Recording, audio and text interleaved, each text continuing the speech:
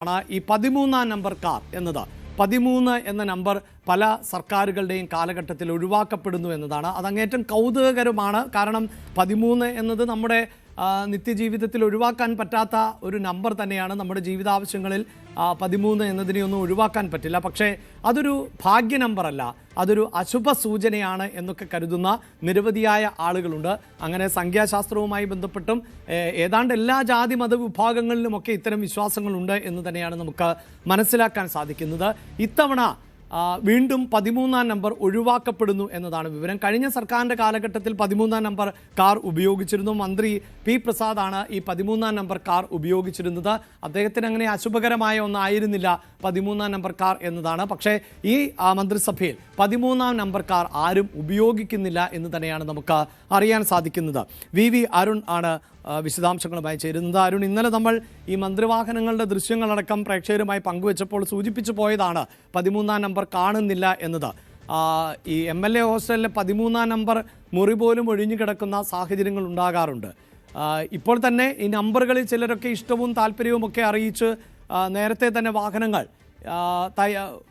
സ്വന്തമാക്കിയവരുണ്ട് എന്നാണ് അറിയാൻ സാധിക്കുന്നത്. എന്തായാലും 13-ാം നമ്പറിന് ഇത്തവണ മാറ്റി നിർത്തുകയാണല്ലേ അരുൺ?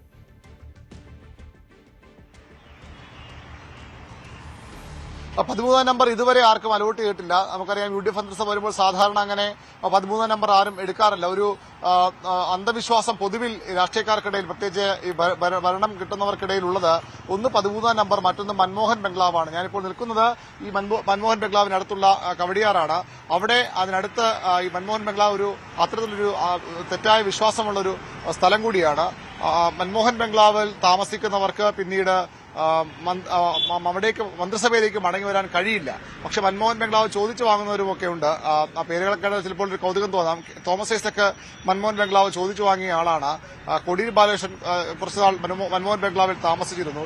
ആന്റണി രാജുവാണ് കഴിഞ്ഞ സർക്കാരിന്റെ കാലത്ത് മൻമോഹൻ ബംഗ്ലാവിൽ താമസിച്ചത്. അങ്ങനെ മൻമോഹൻ ബംഗ്ലാവിൽ താമസിക്കുന്നവർക്കൊക്കെ മുൻപും POS അടക്കമുള്ള ആളുകൾ അവിടെ താമസിച്ചു. അങ്ങനെ ഈ മൻമോഹൻ ബംഗ്ലാവിൽ താമസിക്കുന്നവർക്ക് പിന്നീട് മന്ത്രിസഭയിലേക്ക് വരാൻ കഴിയില്ല എന്നൊരു വലിയൊരു അന്ധവിശ്വാസമോ അല്ലെങ്കിൽ ചില വിശ്വാസമോ എടുക്കുന്ന കാര്യമുണ്ട്. ഏതായാലും അതുപോലെ തന്നെ 13-ാം നമ്പറും കോൺഗ്രസ് സർക്കാരുകൾ വരുമ്പോൾ 13 ഒരു നെഗറ്റീവ് നമ്പറാണ് എന്നൊരു അന്ധവിശ്വാസം പൊതുവിലുണ്ട്. അങ്ങനെ കരുതുന്നവരുണ്ട്. അതുകൊണ്ട് തന്നെ 13-ാം നമ്പർ കാറൊന്നും കോൺഗ്രസ് സർക്കാരുകളുടെ കാലത്ത് ആരും അങ്ങനെ ഉപയോഗിച്ച് കണ്ടിട്ടില്ല.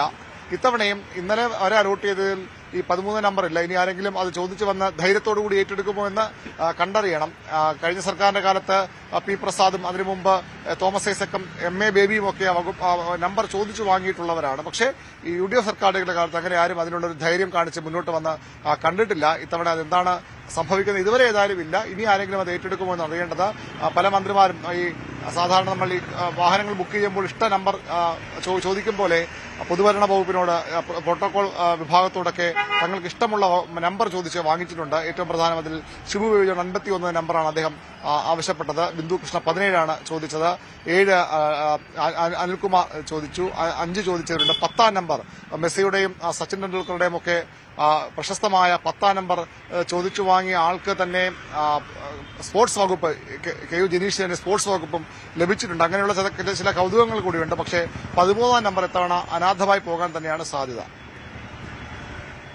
13-ാം നമ്പർ ഇത്തവണ അനാഥമായേക്കുമെന്ന സൂചന തന്നെയാണ്. 13-ാം നമ്പർ വാഹനം ആരും ഉപയോഗിക്കുവാനുള്ള സാധ്യതയില്ല. അരുൺ സൂചിപ്പിക്കുന്ന പോലെ ഈ മൻമോഹൻ ബംഗ്ലാവും ആരും തെരഞ്ഞെടുക്കാറില്ല എന്ന് പറയുമ്പോൾ രാഷ്ട്രീയത്തിൽ ഈ 13 എന്ന നമ്പർ അതിപ്പോൾ UDFന് മാത്രമല്ല ചില ഇടത് സർക്കാരുകളുടെ കാലഘട്ടത്തിലും 13-ാം നമ്പർ ആരും ഉപയോഗിച്ചിരുന്നില്ല എന്നതാണ് നമുക്ക് അറിയാൻ സാധിച്ചിട്ടുള്ളത്. കൂടുതൽ വാർത്തകൾക്ക് News 18 Keralam YouTube channel subscribe ചെയ്യുക.